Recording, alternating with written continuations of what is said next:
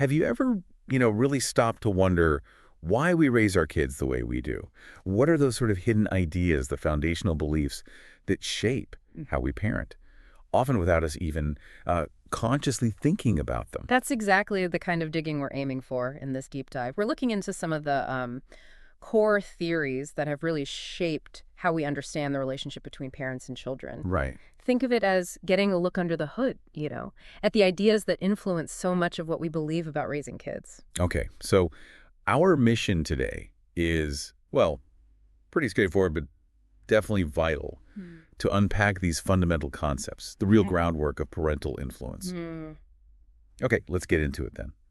When we think about how children develop and how we as parents should sort of guide them, there's a long history. Lots of influential thinkers who've weighed in. Oh, absolutely. And one person whose ideas really took root, particularly in the Western world, was John Locke, the English physician and philosopher from back in the 17th century. Locke, right. I remember learning about him. He wrote that child rearing manual, didn't he? Some thoughts concerning education. That's the one. And it was pretty revolutionary for its time, actually. Revolutionary how? What was so different about his ideas?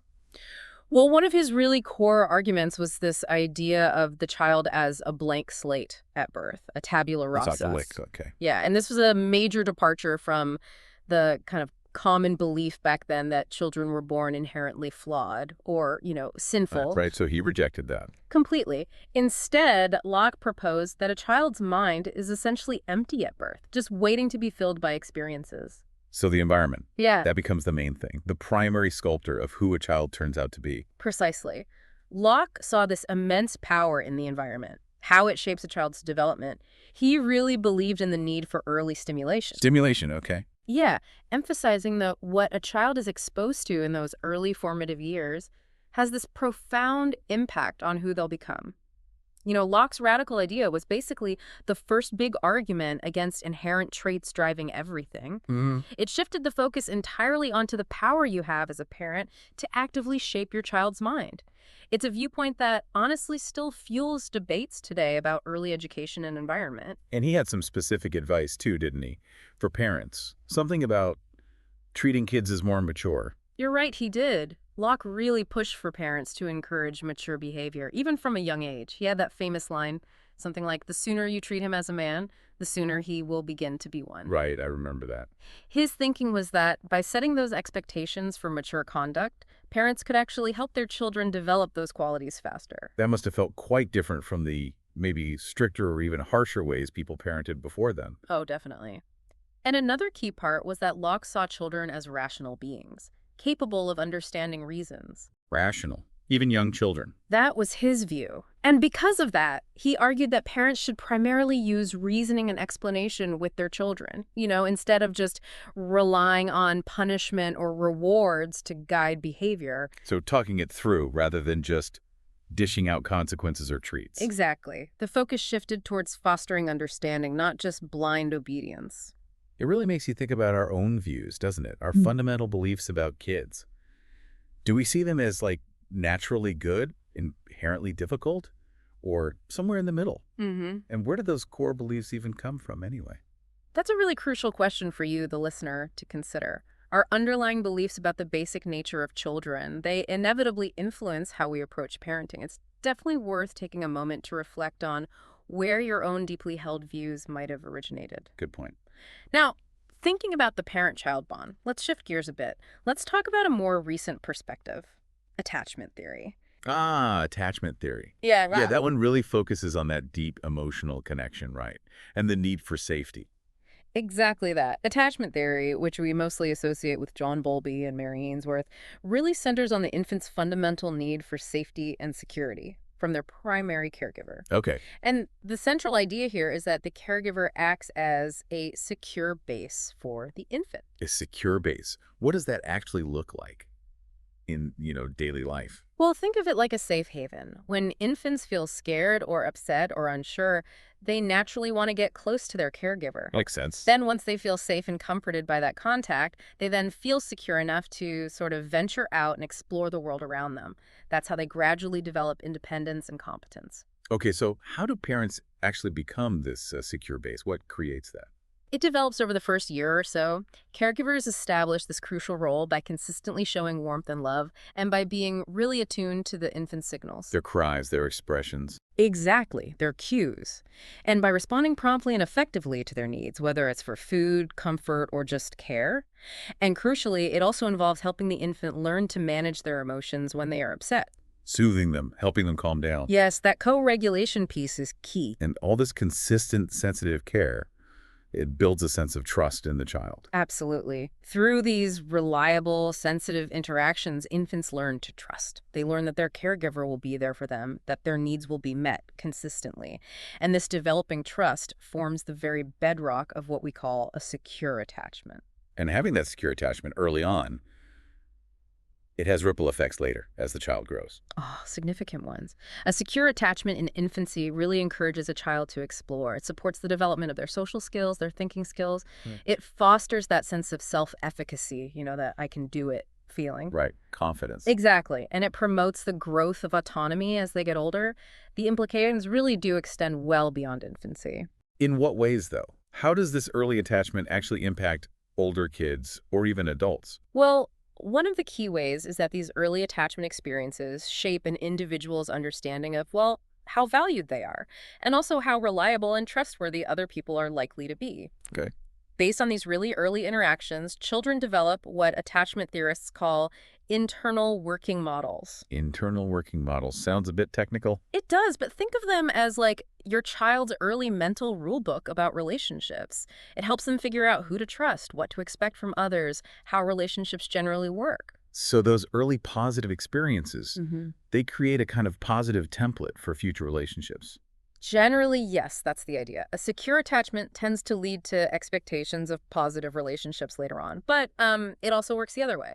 How so? Well, attachment theory suggests that infants also learn about their own worth from how sensitively their caregivers respond or don't respond. So, if a caregiver is consistently unresponsive or insensitive or rejecting, the infant might internalize the feeling that they're not worthy of care, maybe even that they're unlovable. Wow. That's a really powerful idea and kind of unsettling. It is. It really highlights the profound influence of those very early interactions. And interestingly, the core ideas of attachment theory have even been applied to understanding adult relationships, things like romantic partnerships and how marriages function. Really, so it stretches all the way to adulthood. The thinking is that these early patterns can be quite enduring, yes. And just briefly, this ties into other developmental ideas too, like Erik Erikson's stages. He talked about the key role of parents in helping kids navigate early challenges, especially forming that sense of basic trust in infancy, which is very much like secure attachment. Okay, that makes sense.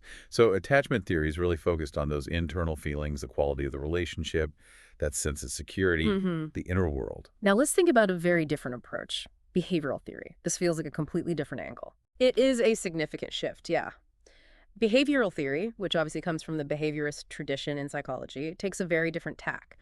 Its main focus is on observable behavior and the principles of learning. Right. And a key figure here was John B. Watson, wasn't he? Yeah. Often called the father of behaviorism. That's him. Watson, writing back in the early 20th century, really argued for focusing only on actual observable behavior, things you could see and measure, As opposed to trying to understand internal mental states like thoughts and feelings through introspection. That had been a more common approach in psychology before him, but he rejected it as unscientific. Got it. Observable actions only. And he applied these ideas directly to child rearing. Oh, very directly. Watson explicitly linked principles of learning to raising children. He took concepts of conditioning. Conditioning, like Pavlov's dogs. Exactly like that. And also ideas from Edward Thorndike about learning through consequences. He applied those principles to explain how children develop and learn behaviors. So using things like rewards and maybe punishments to shape how a child acts. Precisely. Watson held a very strong environmental view. And quite mechanistic, really. He essentially saw the child as a kind of small conditioning machine. Wow, a machine. Yeah, whose development was primarily driven by learning from their surroundings. Environment was almost everything. He's the one who made that really bold claim, isn't he? That famous boast. Ah, yes. You're probably thinking of the quote from his 1928 book, Psychological Care of Infant and Child. What was it again? He famously claimed something like, give him a dozen healthy infants, well-formed, and his own specified world to bring them up in, and he'd guarantee to take anyone at random and train him to become any type of specialist he might select: doctor, lawyer, artist, merchant chief, and yes, even beggarman and thief, regardless of his talents, tendencies, abilities, vocations, and race of his ancestors. That is quite the statement. It really underscores his profound belief, maybe an extreme belief, in the power of the environment to just mold a child's future, almost completely overriding any innate qualities. That sounds like a really extreme view of nurture over nature, almost like our genes play no part at all. Well, early behaviorism certainly leaned very heavily on the environment. Our understanding now is a bit more nuanced, and it's useful here to briefly touch on behavioral genetics. Behavioral genetics. Uh, That's the field looking at how much our traits come from genes versus environment, right? exactly. By studying twins identical versus fraternal and also adopted children, behavioral geneticists try to estimate the heritability of different traits, things like cognitive abilities or personality factors. Heritability, that's the percentage due to genes. Sort of. It's a statistical estimate of how much of the variation we see in a trait within a population can be attributed to genetic differences among those individuals. And research generally suggests that genetic factors account for a pretty significant chunk, maybe roughly 30% to 60% of the differences we observe in many psychological traits between parents and kids. Okay, so genes clearly play a considerable role. What makes up the rest then? The other 40 to 70%. Right. The remaining differences are chalked up to non-genetic factors. This is a broad category, including the environment, which covers everything from parenting styles to schooling to broader cultural influences, and also, we have to admit, some degree of measurement error in the studies. I see. But interestingly, because these non-genetic factors are so substantial, behavioral geneticists themselves are increasingly focusing their research on understanding how the environment works. Oh. Yeah, looking at specific environmental influences like child rearing practices, and also how our genes and our environment actually interact. It's not just one or the other, it's often about how they work together. That makes a lot more sense. So it's fascinating to see these contrasting ideas side by side. You have attachment theory, really diving deep into those internal emotional connections, that feeling of security, how it shapes our inner world. The internal working models. And then you have behavioral theory, which is laser focused on the external, the observable actions, and how learning from the environment drives development. They really do offer very different lenses, don't they? Different, yet maybe potentially complementary ways of understanding the incredibly complex dynamics of the parent-child relationship. Definitely. So as we sort of wrap up this deep dive for today, what are the main takeaways, the key points for you, the listener, to keep in mind? Well, firstly, I think it's crucial to acknowledge the impact of our own underlying beliefs about children. Those lay beliefs we started with, echoing thinkers like Locke, where do they come from? How do they shape our parenting? It's worth reflecting on. Right. Self-awareness. Exactly. Secondly, attachment theory really underscores the critical importance of that early secure attachment for building trust, security, and those internal working models that, seem to shape our relationships throughout life. That early foundation. Precisely. And finally, behavioral theory, even in its more nuanced modern forms, highlights the significant role of learning and environmental influences in shaping a child's observable behaviors and their overall development. Conditioning and learning are powerful forces. So it's clear that these foundational theories, even though they sometimes present quite different perspectives, they offer us really valuable lenses, different ways to understand this incredibly intricate process of raising children. They absolutely do. And perhaps it leaves you with a final thought to ponder on your own.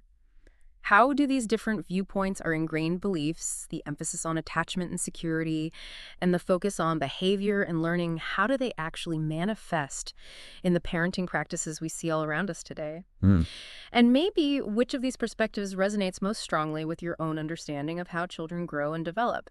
It's definitely worth taking some time to reflect on these fundamental ideas.